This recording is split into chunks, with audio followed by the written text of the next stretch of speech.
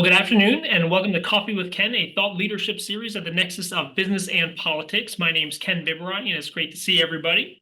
On our last episode, we were fortunate enough to welcome Governor of Illinois, J.B. Pritzker, for a conversation about what Illinois is doing for economic development, quantum computing, and to revitalize the state ahead of the Democratic Convention in a couple months now, I guess a month. Today, we're joined by my good friend, DeNora Getachew from Do Something in New York City. We go way back. And we were talking before we jumped on live about how fun this series has been because every once in a while, we're getting to talk with people we've gotten to know over a decade and then so on. So it's great to see you. Thanks for making the time. And look, today's debate day. We have two presidents, a former and a current, debating each other in Atlanta. I think you're a little focused on what's happening with voter engagement. So, hi, how are you? And what do you think is going to happen tonight at the debate? And then we'll dive into everything you're doing on a daily basis.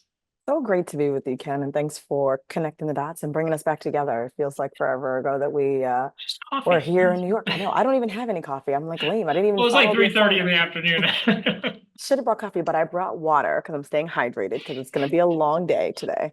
Hi, everyone. I'm DeNora Getachew, the CEO of Do Something. We're the hub for youth-centered activism and service. We fuel young people to change the world.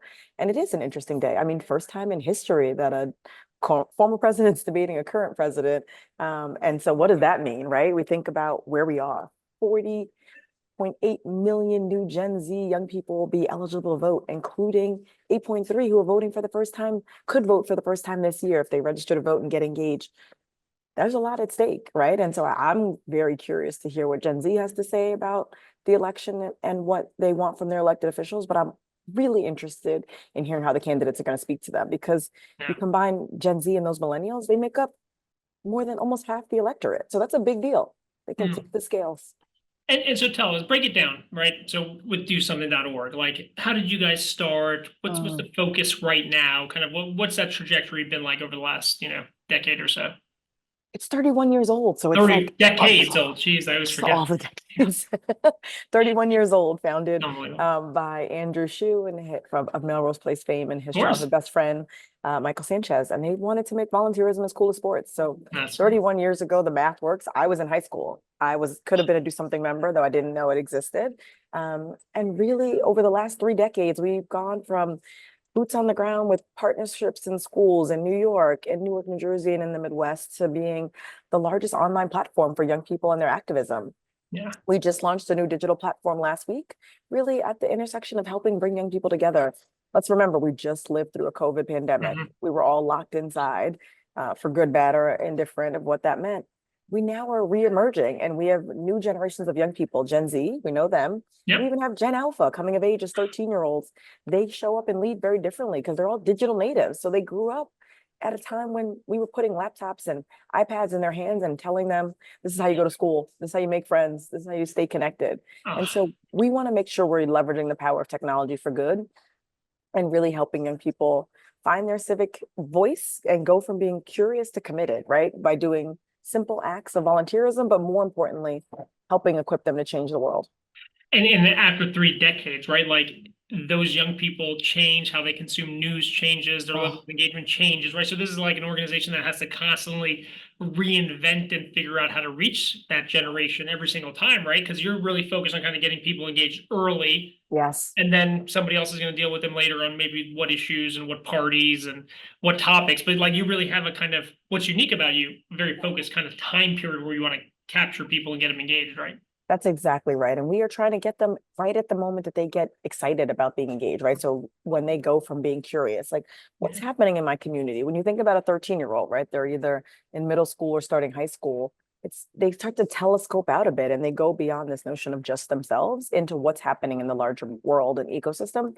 And that's exactly what we want to get a young person to help them find that journey and then help them figure out when they know what they care about, how do we help them do good, right? Do Something has always been in the vanguard of leveraging creative marketing and pop culture and social media to do good. And so we want to do that with new generations of young people. Interesting.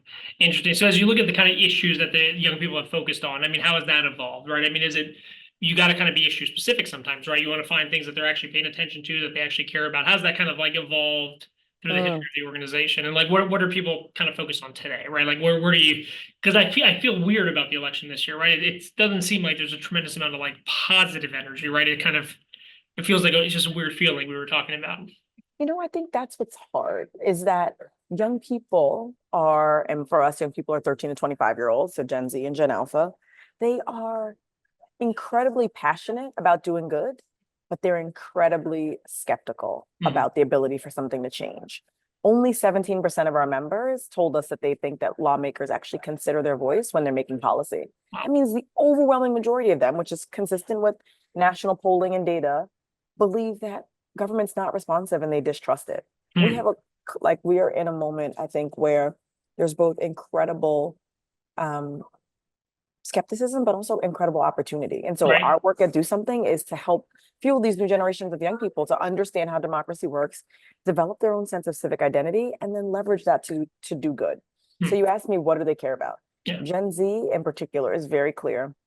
Number one issue that keeps coming up for them, mental health and Interesting. living the fact that they've gone through such a disrupted time.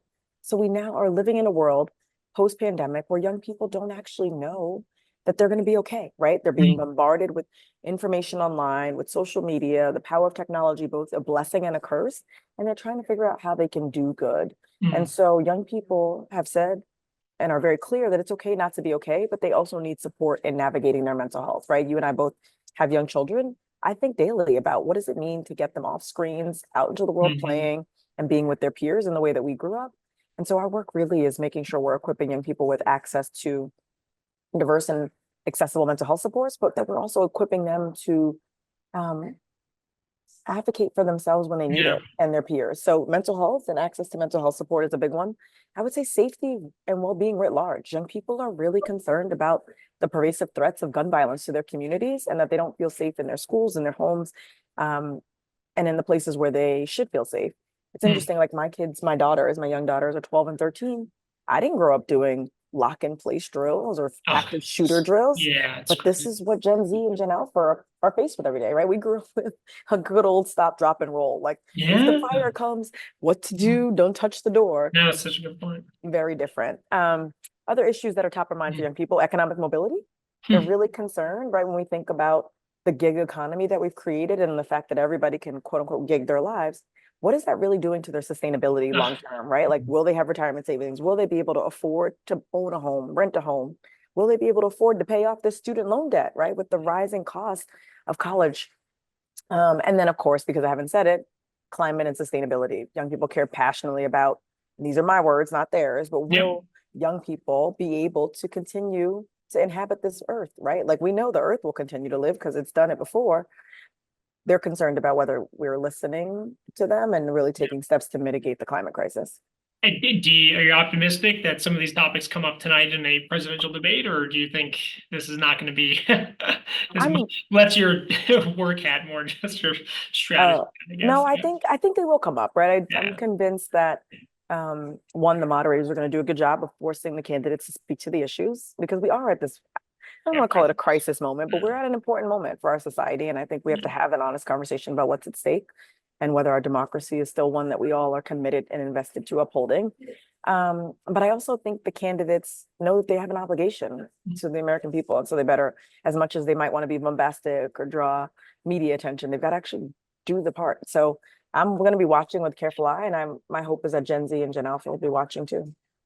So just to get back to the social media and kind of outreach, right? I'm reading The Anxious Generation. I think maybe Oh, you guys posted about it recently. yeah, we Yeah, did. you Yeah, have it. And yeah, it's one of these kind of interesting books that's out there, kind of just talking about, social media and its impact on kids. And it's just tracking like the kind of lack of regular play versus kind of being on devices and so on. yeah. And I'm just curious, kind of like how you think we reach kids, where it's kind of like the best way to reach them is through these tools, but at the same time, it's perpetuating a kind of cycle of kind of mental health issues and challenges and concerns. And I don't know if there's a real question in there, but I'm just kind of curious how you think about just, as a parent as well and someone who's No, trying to do good. I mean, I think the notion of giving young people a sense of digital well-being and giving yeah, them the tools to responsibly engage with technology is the most yeah, pressing threat. I mean, the Surgeon General came Yeah. out earlier. Was that? Oh, that was last week. Sorry, wrong week. This week was about gun violence being a posing threat, Yeah. and last week it was about social media. I think we all have to do more now that we know how pervasive the threat is to be able to support young people. Let's be honest, right? I'm not a psychologist. I'm not a brain expert, but the research shows young people, their brains are not fully developed, and yet we're Mhm. giving them these tools and saying, here, go forth, engage with Yeah. the world. And so I think while there were definitely, and there are still benefits to these tools, we need more guardrails for how all of us engage with them to make Yeah. sure that we're taking care of ourselves. Because I think we've crossed a key tipping point. So getting back to kind of the day job and the kind of voter registration, you have a voter catalyst network. Yeah. Are you happy with registration, how it's playing out this year? Like what's your kind of take on 2024? Just what year are we in? Like, are, You know, are people signing up? Are you feeling good about the impact and momentum out there, or are people just apathetic and I think young people are still waiting to see. So that's why tonight's going to interesting? be key. Like Yeah. what do the candidates mean? And will they actually do what they said? Like back to Hmm. my point earlier about the lack of trust. The flip side is, and I say this to young people full-throatedly, is like the data in some respects speaks to it for itself, right? Like they live in an information age. If young people care about student loan debt forgiveness, Yeah. the current president has forgiven $167 billion in student Yeah. loan debt, right? So on some level, we have to ask ourselves, are we actually reading the data and then making informed decisions?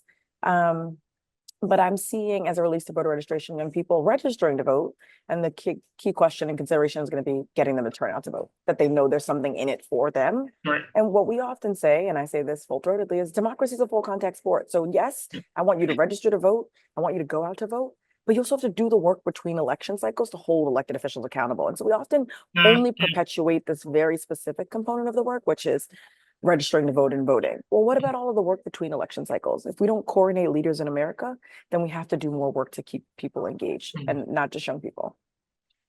So when I was in grad school, I did like a thesis on kind of engagement of young people in politics, and it was kind of just like reading all these reports and studies, and it was kind of like same number of people register every year, like this kind of disconnect, and we were never really kind of breaking through in this kind of effort to get more people engaged. And I'm just curious how you think about just like civics and democracy in our country. Like, should people automatically already be registered to vote? Like, should there be less hurdles to registration and engagement? I mean, Mm, just this idea that you have to register, if you have a license and you're a citizen, shouldn't you just be able to vote?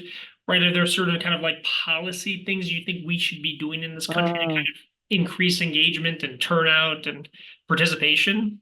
It's a great question. I mean, a common sense solution that not all states have adopted. Why Yeah. can't we have automatic voter registration? Young people actually genuinely think that the government has their information and that they're using it for good, and that they're not, right? So when you interact with our government, they are not instead saying every person whose information I have is automatically registered to vote if they're Yeah. eligible, and instead you can opt out if you don't want to be registered. It's just baffling. So you think about a young person in this day and age. Most states don't actually have online voter registration, right? And if that's the case, you have to get a piece of paper. Let's give a young person a piece of paper, a digital Yeah. native young person who doesn't even probably use a piece of paper all the time in school. We're going to give them a piece of paper. We're going to ask them to fill it out. Oh, wait, you know what we need to do? We need to put it in a mailbox. Where is the mailbox? Have you seen a mailbox? Like, how do we get this out? Right. And so if you think about all of these just common sense solutions that we're not deploying strategically, of course, young people are going to feel frustrated and be apathetic. It doesn't make sense that we wouldn't be making this as accessible and fair as possible. Hmm. And talk about education a little bit, right? Like, I mean, I feel like the conversation around civics education have kind of like fallen off. Like, we're not really, it doesn't feel like teaching kids in America what they actually need to be learning anymore, right? Like, wouldn't you think more on civics education, financial literacy, right? Some of these kind of topics might better position young people for the future and for just participating as citizens? I think you hit the nail on the head, right? And we don't do that work squarely, but Yeah. we work in partnership with organizations Totally. like Generation Citizen and others who are doing that work. And the lack of effective civics education in schools is actually a root cause of the problem, right? If you think about why young people don't actually feel engaged and don't feel like they have a connection to our democracy, it's because they haven't actually been taught how to participate. It's a thing you have to Yeah. learn, like the nuts and bolts, like the knowledge of like, how is it structured? How does it work? And then you have to learn the skills to be able to get engaged. What we Mm. do well over here is make sure that we are equipping young people with a sense of civic identity. So like, why does it matter to vote, right? And Yeah. then how do you leverage your passion for issues to actually get engaged and stay engaged? Interesting. And talk to us about like how you're tracking young people in engagement, and are there innovative ways that you're kind of like deploying your tools and your team and so on? Great question. So, a lot of the work that we're doing is really meeting young people where they are so that they Yeah. can see for themselves. The power of our new platform is that we're hearing from young people and we're connecting the dots Yeah. between young people so they can think about leading change together. So it isn't this isolated, you'll appreciate this as a parent, kind of parallel play of like, I'm an activist and you're an activist adjacent to each other, but really we're activists and we can take action together. So So what's the kind of connectivity, the the connected, the momentum. sense of Yeah. belonging, the ability to like collaborate on what issues matter to them and then come up with solutions. All of that is the work we're moving forward through our new platform, which we're really excited about. Interesting. Out of curiosity, do you ever look at best practices internationally? Are there certain Mm, kind of countries that you've seen that do this better? Are there any kind of, practices that certain states that maybe do a better job, or kind of efforts out there? I mean, I feel like it's yeah, so daunting. Like, I just wonder if it's just like on a yearly basis, what you're doing is like so important, it has to get done. But like, how do we get it to even be a force multiplier that it shouldn't be so hard every single year, right? Like, we should have a base case of like this many new people are going to register, and then let's reach those who aren't, right? but I think that's the challenge, right? Is like the keeping track of the people who don't register, right? Because Yeah. we don't have one centralized database, if you will. And so people move. That's what's also Mhm. hard, right? So you Yeah. think Yeah. about what it means for a young person to come of age. They come of age and they register to vote at home in New York because all of the voter registration laws are state by state. So you Yeah. registered in New York, but then you went to college in Washington, D.C. Lots of great colleges and universities there. The laws are different there, right? Yeah. And what's on the ballot is different there. And that's why it Yeah. goes back to your point around civics education. And so we have Mm. to be doing more to standardize and federalize some of this work to make sure that we all know what's the base case for what every state needs to do as it relates to voter registration and civic engagement, and then what's additive as opposed to each state one by one creating their own laws in a way that sometimes can be to the disadvantage of voters. Not sometimes, often isn't to the disadvantage of voters. Talk about like what it's been like running this organization, right? Like you as a leader, you as someone who kind of like through COVID and coming out of it and like growing your team, keeping them motivated. What's it been like to kind of be CEO? Right? Like, I just Mm, think it's fascinating, as someone who's known you for a little while now and kind of understanding your energy and kind of right. commitment. Like, how do you rally the troops and keep people fired up? I mean, it's a tough gig right now. Tough Uh, gig right now. Definitely, it's been a busy 2 years, yeah. 3 years. I'm like, what year is it? Um, But I think what keeps me motivated is young people and hearing from them what issues matter most to them and making sure that we're using that as the anchor for our work. It Mhm. should never be the case that we're doing things that young people don't want us doing, if you will, and like really following the lead of young people, the issues they're passionate about, the causes they want to see us moving forward, and then how do we use that to bring forward exciting and innovative programming that gets them engaged and gets Mm. them to take action. So for me, and I think any CEO in this moment would say the same, it's definitely an interesting and difficult time to be fundraising, to be running an Yeah. organization. You think about like the pandemic, economic uncertainty, the great resignation, right? Like all of those things. And now, as I like to say, kind of relearning how to work, if you will. Yeah. Yeah. It's a time of reflection and innovation. So like make sure that we're all doing our part to be innovative and really learn from each other, to your point around best practices and what are other people doing. That's what I've really Interesting. been focusing on, is like how to get us past the place where we are reacting as Yeah. much as Interesting. we Get on are to offense being versus. proactive. Yeah. Interesting. Talk a little bit about a call to action, right? Like, there's so many different stakeholders that I feel like you kind of can connect with and touch, right? From young people to nonprofits, other nonprofits, educational institutions, to private sector, public sector, getting kind of electeds to talk to young people on the issues they actually care about. How do you kind of engage with other stakeholders? And then what's your kind of call to action to other folks? Hmm. I would say for us, it's thinking about where are the opportunities for partnership, right? We can't do Yeah, all of this work alone. sure. And so even on the issues that we know matter to young people, we don't always have the best or the most subject matter expertise to be the leaders. And so how can we fuel our movement by working in partnership with others is key. And two, we feel forming a youth advisory council and really helping young Very people tell us what they care about. And then how do we elevate those kind of insights to drive participation and engagement? the call to action is clear. There's no, like, I know there's this cliche statement of like, this is the most important election ever. No, no, no, this is the most important election ever. Like, this is it. 2024, write it in the history books. Yeah. I think this will be the most important election in our lifetime. That means we need everybody to participate. We Yeah. need everybody to know what's at stake and make their voice heard. Register to vote, register your peers to vote, sign up to be a voter catalyst and leader in your state to get more young people registered to vote. We're not going to get to 8.3 million people. Yeah. Just do something. And even all the groups that are doing this work, everybody register to vote, get engaged, but also stay engaged. Like, we Yeah. don't coordinate leaders in America, so we have to stay engaged between Yeah. elections if we're going to have an impact. And talk about the next 5 years. I mean, how do you think the organization evolves? How do you kind of, where do you want it to kind of head in the coming years? Like, you get past this presidential election, what are the next kind of 4 years? How are you thinking about it?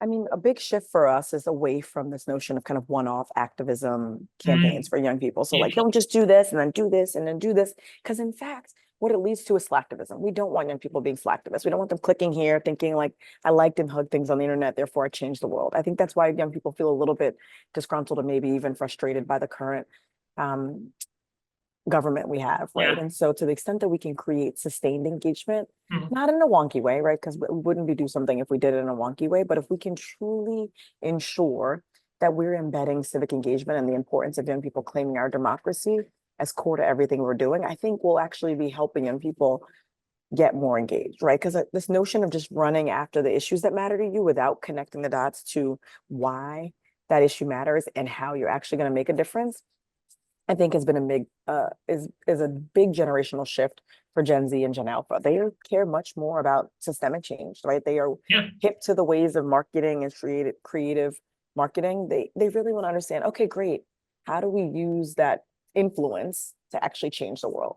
And so I think that's where the power of technology comes in at scale, is really getting young people to understand how this democracy works.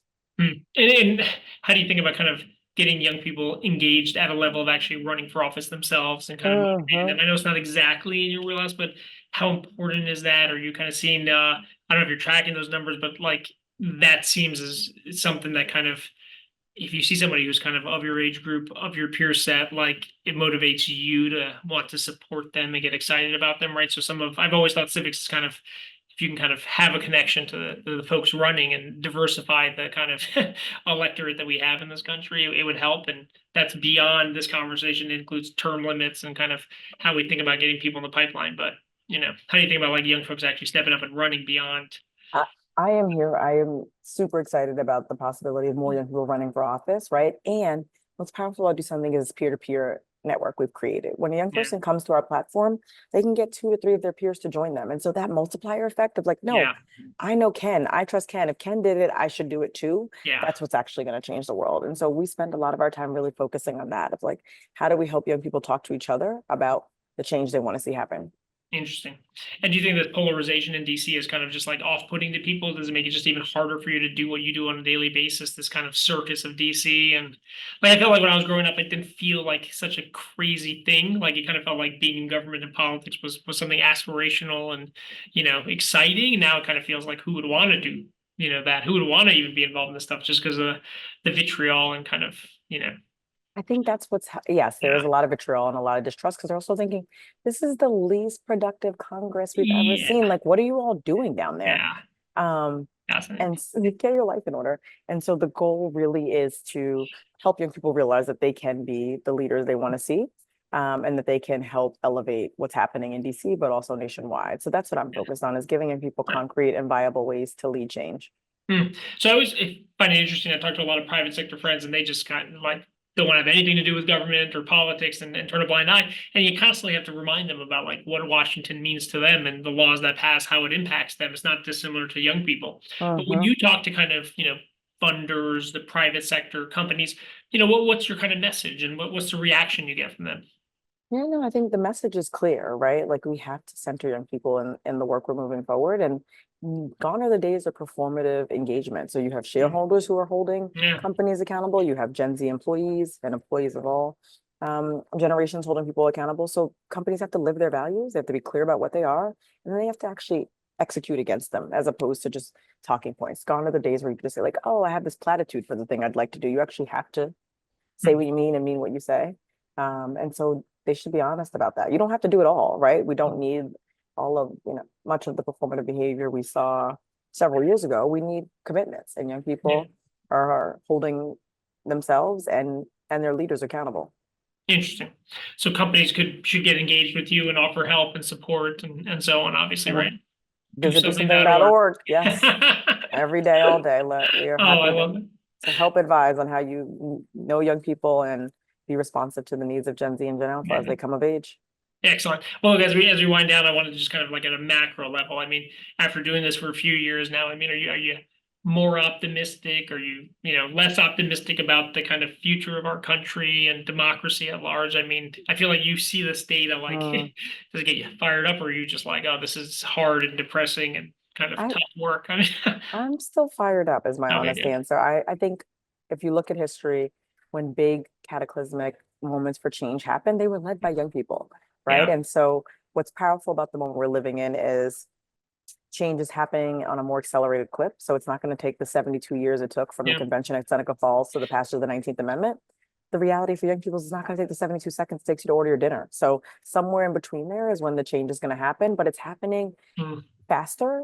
Pop culture, it can be a big driver of it. And I'm excited about the work I do daily to help young people lead and move this forward.